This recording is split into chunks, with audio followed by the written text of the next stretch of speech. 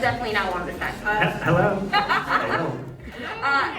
Hello everybody. Thank you for joining us for Horrific Developments. Game does discuss horror games. So to introduce the panel, I'm going to introduce all of us all at once, or as we go along the line.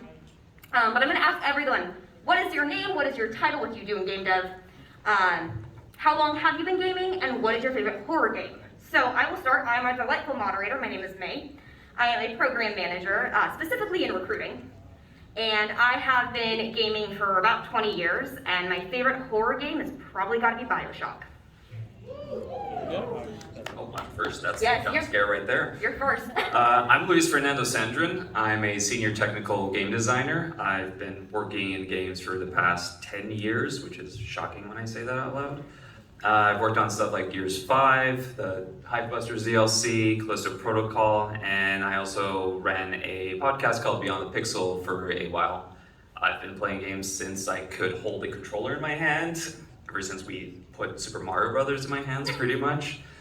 My favorite horror game is probably, let's go with Resident Evil 4 if I'm playing it, Silent Hill 3 if I'm experiencing it. Hey, there we go. People know it. All right, hey guys, I'm Sawyer Paradise. I'm a technical designer at Striking Distance Studios. I've been playing games pretty much as long as I can remember, as I imagine most of us here have. And my favorite horror game is probably Signalis, but I'm going to let you guys in on a secret. I don't actually like playing horror games all that much, or watching horror movies or anything. So ask me about that in the Q&A, and we'll get some details on that. Okay, I'm Luka. I am a principal lighting artist at Striking Distance Studios. I've worked on games since Call of Duty Modern Warfare 3 was my first game, so like over 10 years. And I've been, just like everyone else, I've been playing video games since like I was 4, I think. That was like first video game I played was like the original Tetris on NES, and my favorite horror game is probably Dead Space 2. Yes. Let's go. All right. So, first question for our delightful panel: how did you get into horror games? What turned you into someone who plays and/or makes horror games? So this is actually like super challenging because when I was a very young kid, Scream was like super popular and scary movie, and my cousins loved terrifying the hell out of me by wearing that mask and just jumping out around corners. So it took a while, and the weird thing is, kind of wrestling got me into it because I was in Brazil looking at movies to watch with my cousin, and then we just had one in Brazil. You translate titles, just one in translation because it was just Doom and The Rock was on the cover. So we picked that up and we said, let's watch this clearly fantastic film that we have with Mr. Dwayne Johnson in it. I watched it like this for most of it, but then I was hooked, and because I was 13 at the time when it came out, and we went back home, back to Canada. I rented at the library, watched it without looking, and they had the ad for the game. I went to the store, somehow tricked my mother into buying the game that was covered in skulls. We played it, and I could not play it. That's the sad part. I played through the opening mission so many times. You land in Mars City, it's beautiful, it's the most beautiful game I ever seen at that time. Once the zombies came, I could not beat it. And I was just, and I kept coming back to it as many times as I could, which was less than I wanted because I had to play when my mother was not watching. Because she could not know that I had this game. But eventually, overcoming that is what really got me into horror games, realizing that I had this intense fear as a child, and just playing this game, getting further and further into it, and finally, getting the shotgun, getting the rocket launcher, going through hell, fighting those demons, almost felt like overcoming my own fear. And by then, at the tender age of 14, 15, I was hooked. I was playing Resident Evil 4, I was playing Silent Hill. You couldn't keep me away. Sawyer, what about you? All right, let's see. The first game that I thought was a horror game when I played it was the first Halo. When the flood showed up, and I was a wee little kid, and the flood popped out of nowhere. I'm like, okay, I'm done with this, and so I didn't come back to that until much later, and then did beat all of Halo. It's one of my favorite games. But anyway, and then I kind of didn't do much with horror until college, and Five Nights at Freddy's came out, and we were of course all looking at like, hey, what's the new stuff coming out? What are like some cool mechanics? What are some cool games? What sort of things should we be looking at? And Five Nights was just taking the world by storm. And so we did a whole bunch of research into that, did a bunch of projects related to it. And so that was kind of one of my formative games as a designer was Five Nights.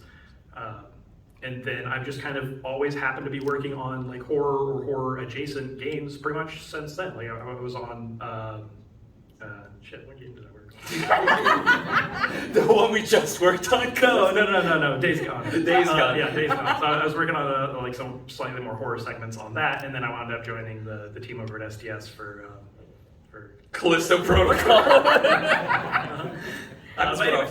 making horror games is super fun. You get to do so much to your players, and I really like that.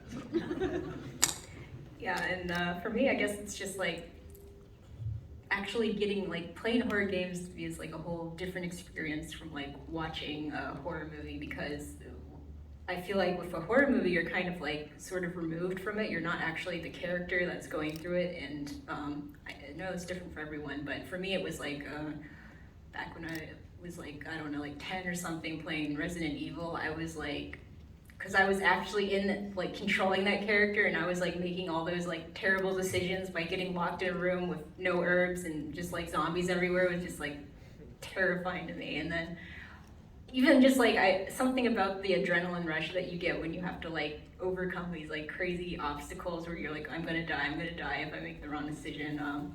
Another game that comes to mind is Clock Tower, and it's ridiculous when you think about it. Just this dude with giant scissors coming after you, but the fact that it means like, oh, your existence is about to end if you like choose the wrong room. It's just like having to go through that was just felt like a really kind of crazy experience. And it's like silly to think it's like an existential experience because it's just a game, but like something about being that character that makes that choice and like knowing that, oh, you're gonna fail and your life is going to end, just like, I don't know, gets me going.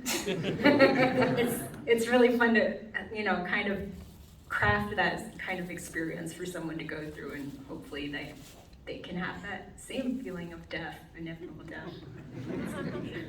And then for me, no one on this panel actually knows this, but my very first horror game I actually ever started playing through is the Callisto Protocol, because I got into horror movies in college with Saw, and then went, nope, I'm out, and never touched them again, and then managed to get hired by SDS and was like, okay, I guess I'm in this now.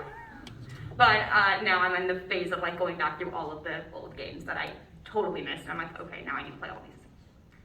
All right, so on to our next question. Do you get scared playing your own game? Sawyer's very good at scaring me when we're working in development.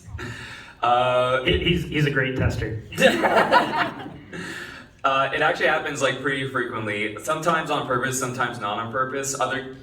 When we're doing stuff and Sawyer and I like swap levels every now and then just to see how reactions are, I will sometimes like hide like different spawners that we're not really supposed to have in there just to see if we can get a jump out of him, because he is way too good at just slipping things in and not telling me about them, saying like, hey, can you come and check out this feature? I'm like, yes, I am ready to test this feature. He doesn't tell me that he's actually testing a jump scare. and then the whole office knows that we're testing a jump scare because I make it very obvious. But yeah, how about you? Do you get scared when I show you stuff? Short answer, yes. Longer answer is I try not to show it. I don't generally get scared playing my own sections because I know exactly what's going in there. Like the first time through, I'll set up something that I think I would normally get scared by.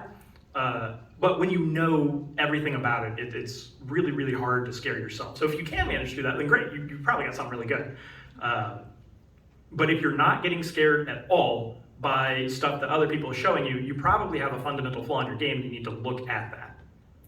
Yeah, I would also agree with Sawyer on that one. Like when I actually get scared from something, it makes me like excited that we did that in our game, because it's like, oh, that means we actually successfully designed the experience that we were trying to go for. And yeah, because we play test so much and we go through a lot of the same stuff, if like we know what's gonna happen and it's predictable, if we can like find a way to still get scared despite kind of knowing the general path and direction that you're going, that when that happens, it's nice. It's hard to make it happen though, especially when you're testing a game like over and over again. But yeah, I think there was like one part where we actually did that and I was like, yes. So yeah, it's hard to, but sometimes it happens. The scariest part is when you're playing the game with someone and someone says, "You know what would be nicer?" That's when I really get scared. You know, that's great. My favorite ever story is I visited the office and was in the QA section. And QA, who plays the game over and over, the same level, over and over, they know what's expected to happen. But what they don't expect is when I'm there playing the game, who's never really played the game, and then I yelp. And I yelped so loud that one of our technical directors went, "Is there a cat getting hurt right now?" And literally, I was like, "No, I just screamed, I'm sorry." All right, so we have a clip with this one, so we can all enjoy the clip at first. But for you all to think about, what is your favorite favorite horror moment in a game, and why? And for those of you who have seen this clip. Oh, yeah. For those of you that haven't, I'm sorry. Classic.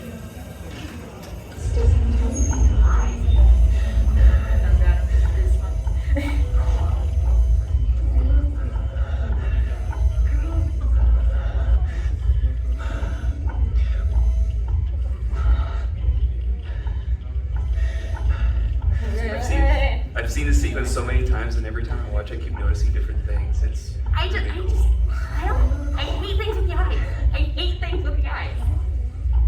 Didn't you? It's just LASIK. Yes, I did it this one. I still hate things with the eyes. This is why I'll never get LASIK. That's why I'm never gonna get LASIK. Oh, really? This is pretty.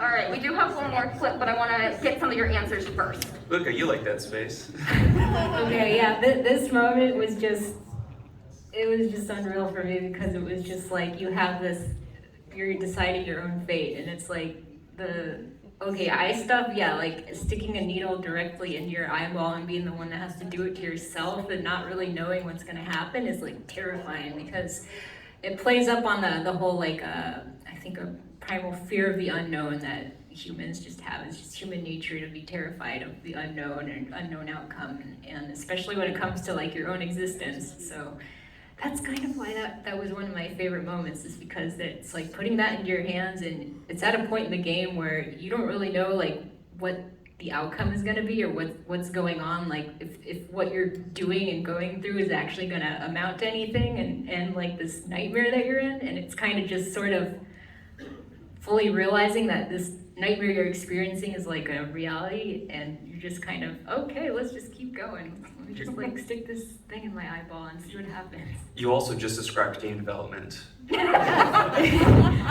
why it's so awesome. The thing that I loved about it is also the interactivity. It's something you can only have with games, but it's one of those moments that you look at it and it's a collaboration between so many things. Like I just noticed there's a heart rate monitor, and every time you move in closer, you see it just, Isaac's heart rate spike, and the narrative buildup as well. It has like little things on something, stick the needle in your eye, the screws go around all tight, and it's all just a climax moment that only works together when you have a really strong narrative team working together with designers to make this interactive moment with sound, the drilling and all that. It's just fantastic. Yeah, the foreshadowing for this is like extra, what makes it extra relevant, because they have like hints of it building up to this, and you're like, oh, they literally meant stick a needle in your eye. Yeah.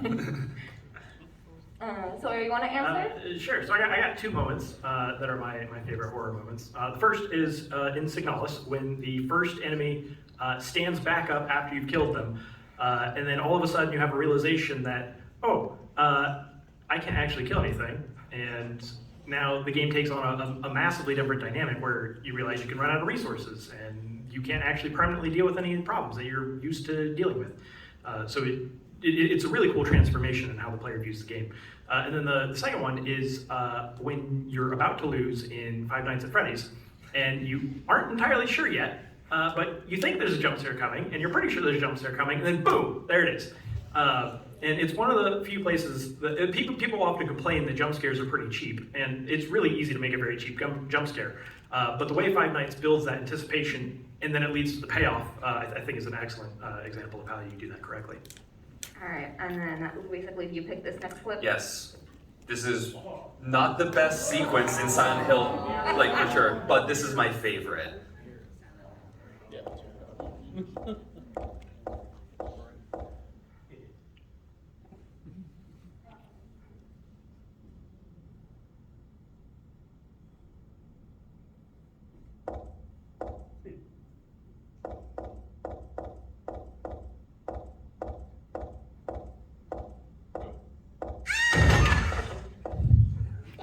I got someone over there.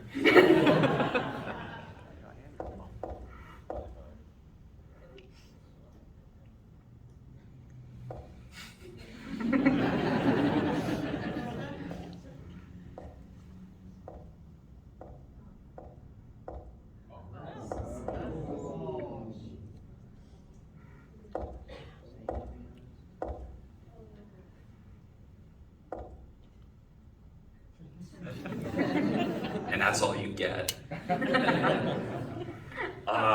I love this because it encapsulates everything that I love about horror games. It is a collaboration that you need to do with designers, with sound designers, with visuals, and it all comes together in this very small sequence that I believe is optional. It's just a story room you can go into, you get some bullets out of it, but the experience that you get, all those headless mannequins, you don't see that anywhere else in the game. There is nothing that can prepare you for this moment. And that's when horror games are incredibly powerful, because I feel a lot of games have established rules. You understand how they're going to react when you play with them. But a horror game really doesn't prepare you for a lot of things that it's going to present to you. You never know what someone can do in a horror game to you. And that's what's terrifying. It doesn't have to hurt you. It just has to make you feel something. And I just love making moments like that. Yeah, when you can see that somebody's scared just by the way they're moving the camera around, that is the most satisfying thing ever for a designer. That is why I like making horror games. All right. So, speaking of the elements of horror games, what are the core elements to horror games? It's probably like how I said, it's, you know what, no, let's say it's immersion, I would say. Like, in order to actually experience anything, you have to really feel connected to a character. So that's involving them in narrative, like having stakes that you can relate to. Silent Hill 2, he's just trying to like find his wife, who may or may not be dead. Let's dance around that a little bit, but it's an intriguing mystery, you know? It's about having relatable themes, it's about having the player be invested in that, and then everything else, sound, audio, visuals, sound and audio, the same thing, whatever. And just having all that build up on each other and presenting that experience that immerses the player, surprises them, and gives them something that they want to talk to their friends about. Well, the easy one is the player needs to be afraid. But there's a couple different kinds of being afraid, and I can go into that more in a Q&A if anybody's interested. But basically, we've got horror and terror, and they're slight flavor variations. But then the other core element of horror games is that we are a game, so you need to have the player involved in it. They need to have the ability to control the character and move around and interact with the world in a way that you can't do with horror movies. Yeah, unfortunately, you guys kind of said most of what I was gonna say. But yeah, it is all about like selling immersion and actually making someone have some sort of attachment to the experience that they're going through and feeling like, you know, you have to make them actually care about what's happening a little bit to make it relevant, and it can be very tricky to do that. And it also just depends on how many people you can reach doing that, and that's why I feel like a lot of it has to do with tapping into some just like core elements that threaten human existence, which I keep going back to, but it's true, is like just fear of being unsure of what's going to happen to something, because once that reality or that fiction is kind of broken, for example, I know Amnesia: The Dark Descent, that was an interesting one, because once people found out they could just run past the threat, it kind of lost its element of horror. So it's like once you know what's going on, once the player knows they have control over what's going on around them, you kind of lose that. So yeah, it's all about immersion and selling that experience that you don't know what's going to happen or you don't have control over things. Yeah, and maintaining that illusion too, or having some concrete mechanics that play into uncertainty. When you're playing Resident Evil, the ones that involve a lot of puzzles at least, you never know what you're going to need at any time. Do you take shotgun ammo because you're gonna fight like maybe the lizard people? Or do you take like the puzzles because you want to solve them and you think you have enough juke ability to just avoid every danger that you can encounter, and that adds to immersion, that adds to decision making, and that's what makes horror games powerful, I believe. Yeah, I actually want to jump in on something that Luka said. We actually prefer, generally, the illusion of danger than actual danger. Like, we don't actually want the player to die almost ever, because otherwise we turn from a horror game into like a Souls game, like Elden Ring or something. Like, by the time you beat that Elden Ring boss, you know everything about him. You're not afraid of him at all. But the first time you run into him, you're like, oh shit, this guy's gonna kick my butt. I'm a little afraid, I'm gonna play a little more cautious. Well, we lean into that in a horror game, so we don't actually want the player to die very often. But you also can't get too easy, or you get the problem with amnesia, where you just run around the enemy and the player figures that out, and then it's not scary anymore either. So there's kind of a balance you need to strike. But And I have 2 clips with this one of how much we love our players and what we really want to see happen with them. Okay, what? Pick what? a direction. No, I don't want to go that way. That's not Okay. the way we came from. I want to go out. That is the way we came from. Okay, I want to go out. I want out. I want to go out. This side so we can't see us. Lantern. What the fuck was that sound? I want out. I want out. Get me out. That's out. Get me out. Out.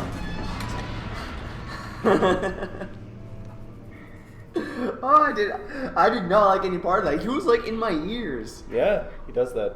Was he out there? Oh.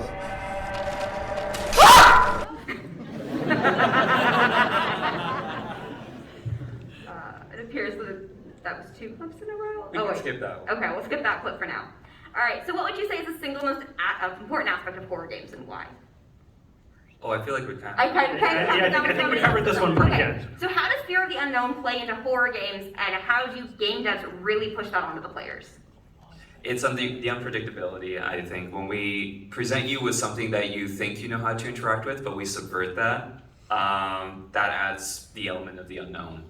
You can't ever really know what to expect in that, but it's careful. You got to do it carefully. You can't just randomly start throwing things into the wilderness, because then your player just gets confused. They don't know where to go. They don't know what they need. Resident Evil is a very good balance of that, because it introduces threats like gradually. You start with a few zombies, and you get more powerful weapons. And then when you get to that middle of the game, that's when you start making the hard decisions. That's when players start dying the most, is because they make wrong decisions. But making those wrong decisions, planning accordingly, and then overcoming those is what, to me at least, is what I like about horror games. yeah, I think I touched on this a little bit earlier about how you need to balance your difficulty to make sure you don't kill your player too often, that they learn how everything works. And then you also, like Louis is saying, you can subvert some of the player's expectations going into it. Like, for example, a zombie. Everybody knows that a zombie dies if you shoot him in the head. Well, what happens if the zombie gets back up after you shoot him in the head? Well, now it's a little scarier. Yeah, I was just gonna say, when you mentioned Signalis, I was playing that recently, and something interesting I found since I just started is they drop a lot of little hints like, oh, don't make sure your inventory isn't too full, or make sure you don't run, but they don't straight up like present you with that challenge, like that you're gonna have to worry about your inventory immediately, but they kind of just like hint at it. So you're like, oh, do I need to like keep my inventory clear right now? Do I need to like start running, or like be careful where I run? They don't really tell you that. And then they introduce, when they start introducing the like zombie like entities, it's like, oh shit, they're like there's a room, I got rid of them, good, but I'm out of ammo. Oh shit, what do I do? I'm out of ammo. And then you come back and you realize, oh wow, they're still there, I gotta go back. But then you'll go into other rooms and they'll kind of be like, oh, okay, here's like 4 bullets, but you're still like, oh, but do I have enough bullets? Is there gonna be more zombies? Are they gonna like run after me if I go? If you don't know any of this, because they don't really like straight up tell you, but they drop little hints like, oh, you can only carry so much ammo, you only have like this many times to use like your taser right now. And so that game, I thought, pulled that off really well, because they don't just like straight up introduce things to you deliberately like right away. It's just kind of like subtle hints that they're dropping the whole time, but you don't know when you're gonna have to like be prepared to face like the obstacles that they're kind of hinting at will happen to you. And that's not when they're straight up lying to you. Yeah, another thing you can do is you can obscure some of the information that the player normally has, like how much health the player has, or how much damage they're taking. Like if the player knows they've got 100 health and the enemy hits them for 5 damage, then the player knows, okay, I can get hit 20 times. And so they're not worried about it at all until that 19 or 20th hit comes in. But if they don't know exactly how many hits they've got, if they don't know how much damage the enemy is going to do, if you instead of displaying a health bar, you displayed like a shade of red or like a distorted picture of their face for your health bar. All of a sudden that interrupts the player's planning, and so they now have to treat every enemy hit coming in with a lot more respect than they would otherwise. Yeah, damage numbers are the death of horror, personally. As soon as you see like, oh, I have like a health healing herb that will heal 20, and I have 60 health, and 100 is my max. All you're doing is doing math. You're not thinking in the moment. You're not getting immersed. You're making basically mathematical decisions. Yeah, contrary to popular belief, math is not that scary. All right. Technology is ever growing. Where have you seen technological limitations that ended up adding to the horror of a game?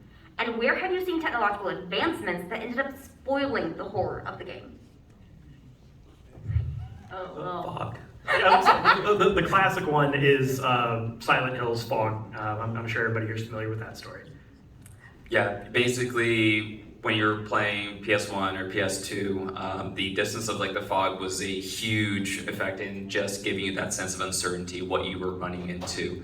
And it actually created a huge problem when they were making the HD version of Silent Hill 2. They actually pushed the fog back as a feature, and everyone said, no, bring the fog back. We want to be scared. We don't want to see more of the city.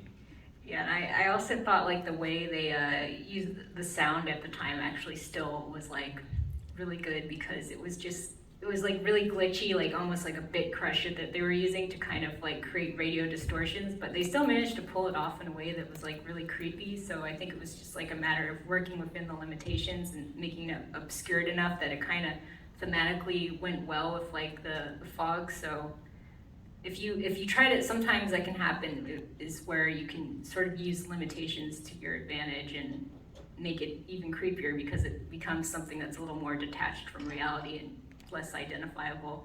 Yeah, sometimes like having a lot of technology at your disposal, and especially like really big teams, when you scale up to like AAA development, when you have like 250 people and you're like have dedicated people working for stuff, you get really impressed when you see indie games like working with those limitations. Like we don't have that big budget, we don't have a little bit of time, you have to find these solutions. Whereas like sometimes when we have to pitch stuff, it's like, okay, we got these many artists to assign to this feature, this many sound people, you got this many work weeks to work in, and then you're just working with math at that point, and as everyone knows, math is not scary.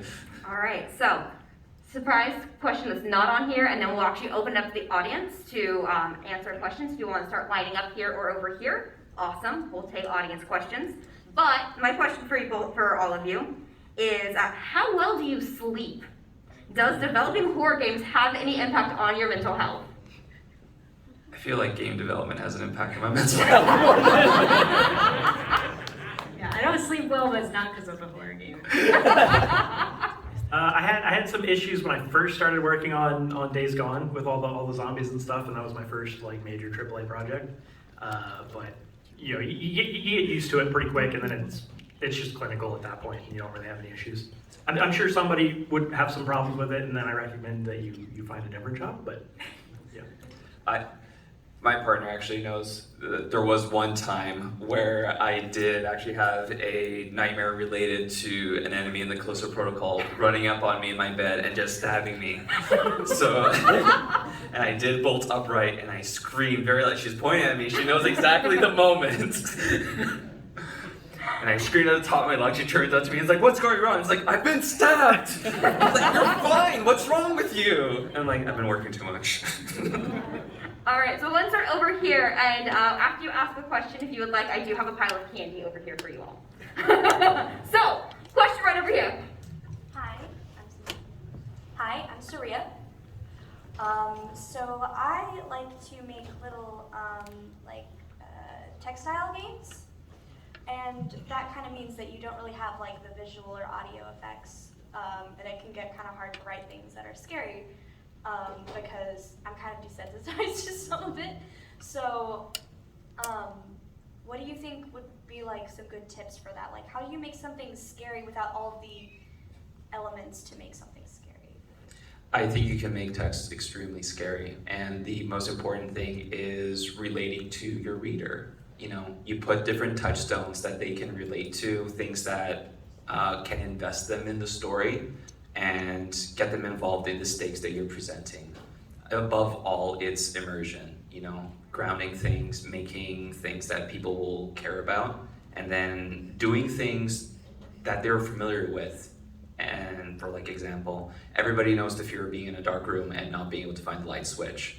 You know, my partner also knows I scream every now and then when I'm trying to make my way down there.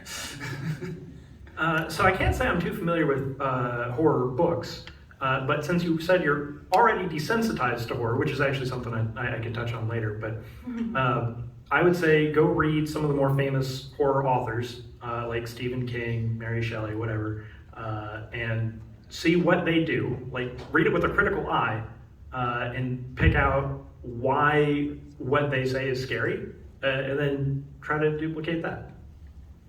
But yeah, just keep doing it, keep going.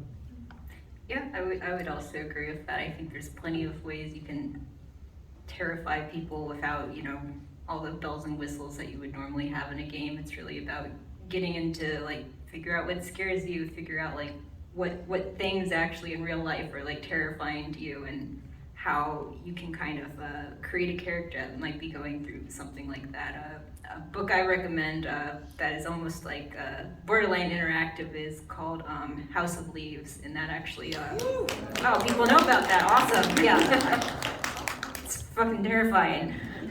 Language, sorry, it was 13 plus, but yeah, it's almost like interactive in the sense that the actual text of the book like warps and changes as you read it, depending on the character that you know you're reading about. So lots of ways to do it. I think it's all about being able to connect with your audience.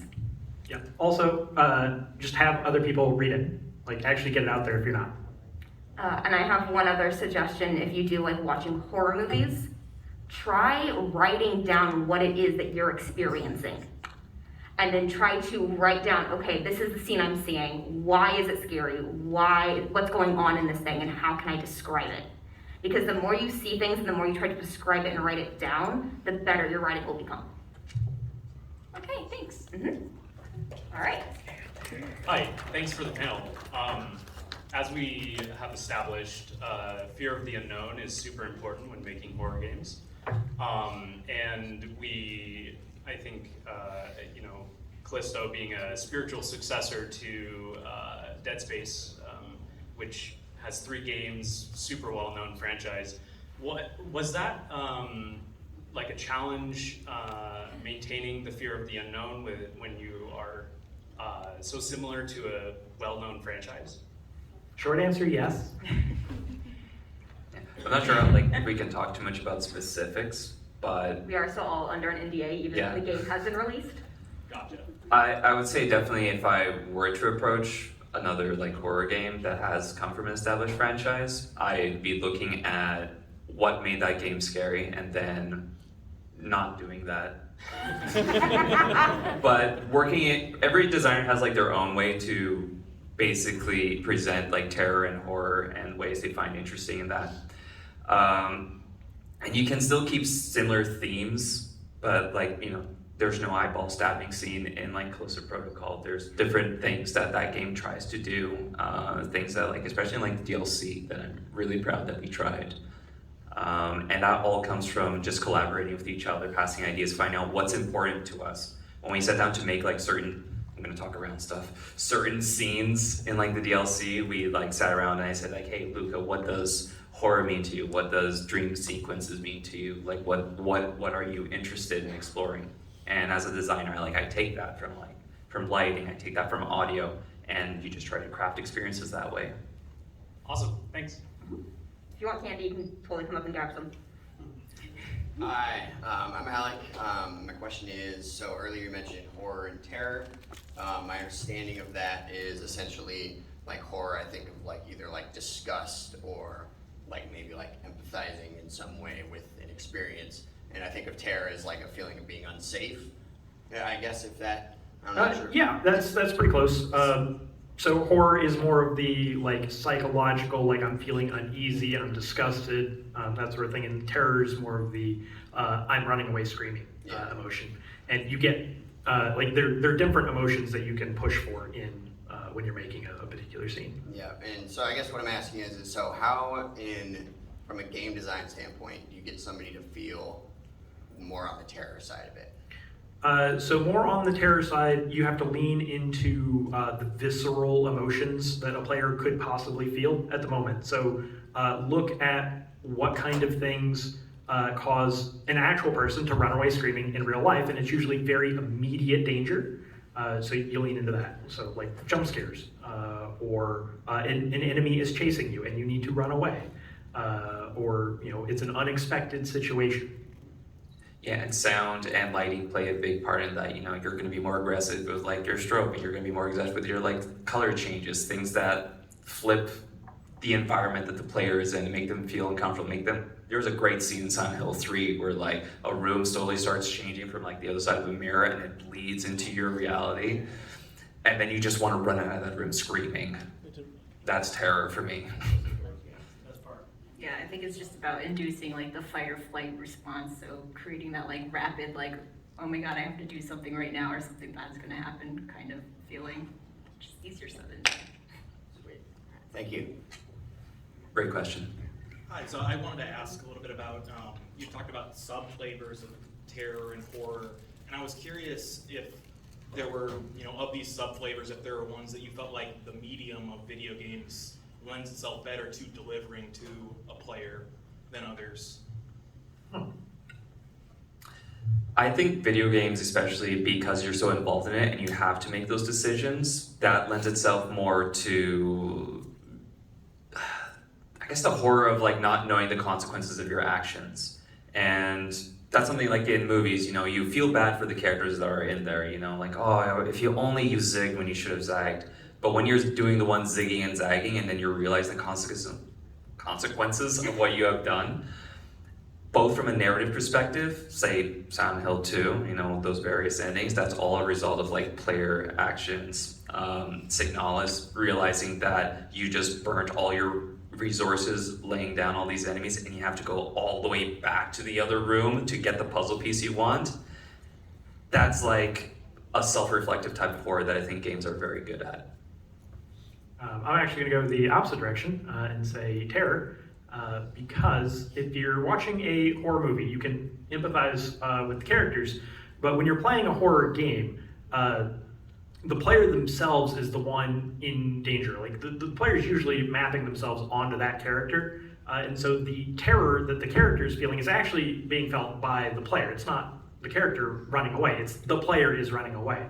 So I feel like we have an opportunity to create really strong visceral moments where the player's trying to make second-by-second decisions. I'll agree with that because I've definitely watched Twitch streams where people wear heart rate monitors while playing horror games and you just watch it spike super hard. I'd break that meter. I'd break the sound meter. I mean, have you heard my yelps? Oh yeah. But you can definitely get both, and both belong in every horror game. So. Thank you. Hey guys, thank you for your time. Thank you for coming. Yeah. Thank you. So I've been working as a QA outside of the game industry, and ideally I would love to come in as a QA in the game industry sometime in the future. I was wondering if you guys had any insight on whether, as QA you're going over every single thing and over, do you get really desensitized to the point where at the end of the product you just wouldn't experience it the same as a player would? I actually did QA on the Forest, like way back in the day. I can tell you that no, you do not get desensitized. More because Forest is also a survival game and it's got like a bit of unpredictability to it, so that lends more into it. But again, playing a game in like a lit room surrounded by people when you're being very analytical about stuff is very different than when you're at home, you got headphones on, and it's all about just putting yourself in the experience and letting yourself feel things. I think it also depends on the kind of horror game. Like a linear game like Callisto, you would probably get desensitized quite a bit quicker because you know every single thing that's coming up. But something like Forest, where it's a little more procedural, a little more whatever the player's going to do, I feel like you could still enjoy that game after testing it. Yeah, I think it's definitely a challenge because I believe when we were working on our game, there were some things that we had tested quite thoroughly with QA and actually missed because we had our QA tested so thoroughly, and it was just kind of something that there's some things when you're in game development where it's just like things you know are going to happen or you're like kind of used to, and you might kind of lose perspective of how the game actually plays as like more objectively as like just a player playing the game. So that's something that's definitely something to be aware of as when you're doing QA, is to make sure that you're not just playing the game as like looking for like bugs or flaws, but you're actually thinking about, is this even fun anymore? Am I like enjoying this if I were to just play this game without knowing that I've played this like a million times before? So. And talking to your design team. Yes. There's a little slight like spooky thing that I snuck into the DLC of Final Transmission, and it was in there for like 4 months, and then I got an email from QA saying, hey, you can't be slipping things into this, we've got to lock this game down. And it was like, bro, I put that in 4 months ago. It's just very subtle. And I'll go off on all of that. Like when I would come into the office to work with QA, like I would scream, and then I'd make the QA team scream because I would scream because they were so desensitized to what they were doing at that point that they was chill. They understood where all the jump points were, and so they would just like watch me and wait until they knew when I was about to scream, and they'd be like, okay, she's gonna scream. Okay, I can go back to playing now. Because otherwise they would scream because I screamed. We all scream for ice cream. Thank you, guys. Thank you so Would you like much. some candy? We can just throw it at you. Candy is mandatory. Don't take all the Reese's, that's all. Alright. So, actually, the previous one I worked in QA and horror as well, and someone did have trouble being desensitized to it. Unexpected glitches and bugs can be the scariest thing at that point. Yeah, but for the real question, now we're doing game design in the horror space, and trying to find tools that would help me a lot, and making it work. But I'm really just what tools and systems do you guys find that are really helpful, especially in the horror space? Ones that you guys can come back to, or like a cornerstone or bedrock of your kind of workflow. Talking to people a lot. Communication.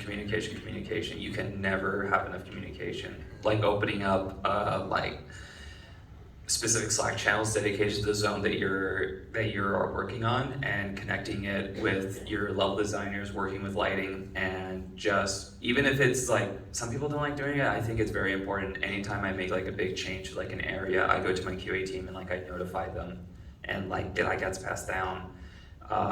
You can never have enough information. If your design team is not informing you of changes, definitely ask them. Like it's very important that they do that. Yeah, from a design side, you got to find fresh eyes. That's really hard, and you run out of them pretty regularly and pretty quickly. So anytime you can get fresh eyes on something, that's really handy. Did that answer your question? Mostly, I was looking at any like software or anything. Unreal. We use Unreal. Anything like any systems like any design flow stuff that you guys use. Miro? Miro? Yeah. Miro is pretty handy. Miro was like yeah, I just stick sticky notes everywhere. Yeah, I think one important thing is that sometimes I notice you have to remember when you're crafting the game, that there is, there's bugs, like technical issues and stuff that might break the immersion, but then there's also just like the core experience that, your game is trying to deliver. So it is something to, when you're looking at technical issues and thinking, how much is this impacting my overall experience of the game? And if the answer is no, then probably maybe you want to think, okay, is there something else that is causing me to like not feel like this game is where it should be right now. That's the one thing I would say. So depending on what it is, if it's like, there's constant, I'm falling through the world constantly, and that is breaking my immersion, then that's kind of more of a prioritization rather than like a tool specific thing that needs to be looked at, I would say. So it's less on tools, I think, and more about team collaboration. Thank you. Hey, my name is Austin. I was wondering what you think is, when it comes to low budget games, like things from RPG Maker or Flash, even though that's a dead medium now. What do you think is the best way to get around that barrier? Also, what might be your favorite low budget game? Favorite low budget game is probably going to be the first Five Nights at Freddy. And then how do you get around not having a like a large budget or a huge amount of assets is lean into it. Like we were saying earlier, Silent Hill turned not being able to have a long render distance into one of the strengths of that game, which is fog. And enemies can come out of the fog, and it's super scary. So whatever particular limitation you have, try to find a way to lean into it. That it's not something that has a particularly clean answer without going into the specifics of a project, but that's how I would try to handle it. Did anyone play myhouse.wat? Yeah, some people. Okay, if you haven't and you want to see an example of low budget, you did, yeah. That's a great example of it because it's just a Doom mod, but it really plays with like the space of like having a home that you're used to, and it works within the limitation of that game, and it's like such a small file size, but I still think it's a really effective like horror title, so you can definitely get away with that. The core concepts of immersion, about unpredictability, you can apply that to pretty much any medium, even if you don't have the technological limitations. And then a note on engines, you mentioned RPG Maker. That's great if you want to make literally games that look like RPG Maker. But there's a ton of fantastic resources out there for Unreal and Unity, and they're extremely powerful engines that have a lot of beginner tutorials. So if you give yourself a little bit more powerful tools, maybe you can do some a little more. Yeah, and one more thing I'll just say is just look at the scope of what you're trying to make and make sure you don't try to overscope. If you feel like the experience that you want to create is going to require like a lot of like work on like maybe the graphics side or mechanics side, you might need to like rethink what your actual game idea is and try and break it down a bit and to more like digestible parts. Like what do we know we can actually do within the budget that we have? And sometimes you have to simplify things for that. Makes sense. Okay, come on and grab some candy, and we'll get the question over here. Cool. Hey, so I just have a question about like, from a developer perspective, different difficulty levels, and like, do you think that breaks some of the horror if it's too easy? Do you like think an easy mode is like not appropriate? And then like versus like Silent Hill that has like different puzzle difficulty levels versus different, and there's like different parts of the game that affects. Like just overall thoughts on just general difficulty, playing for story, playing for clout, all that. Yo, I play Silent Hill on like easy difficulty when I'm replaying it and I still need to take breaks. I think if it's like, thank you, someone give me the thumbs up and approving.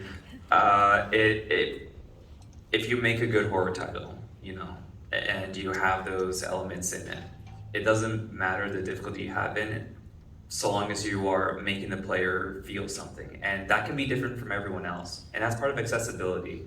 You know, some people don't have the reaction time necessary to beat a lot of difficult horror games.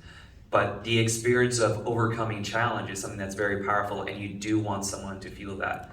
Like Sawyer was saying, you don't need to kill someone to like make them feel something. Surviving just barely is often enough. Surviving something that is just like even chasing you, but you can do a lot of like scripting things to make people feel that they're in danger, but they're not actually. And I think that's very important to give them that experience. Yeah, short answer is difficulty levels are great, but they're also a little hard to make, so sorry. Yeah, if I put it in a story mode, don't complain when you're when you don't die, please. But they're great. Yeah, everybody should do lots of difficulty modes. The more people that can play games, the better. Yep. Great, thanks. So photograph Candy, over here.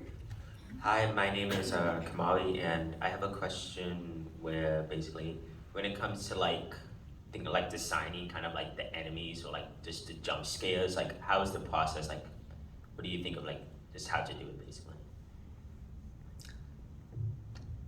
I talk a lot. I don't want to take. So for designing enemies for a horror game, you need to look at, well, what are the other systems surrounding it? Like, what kind of combat do we have? What kind of puzzles do we have?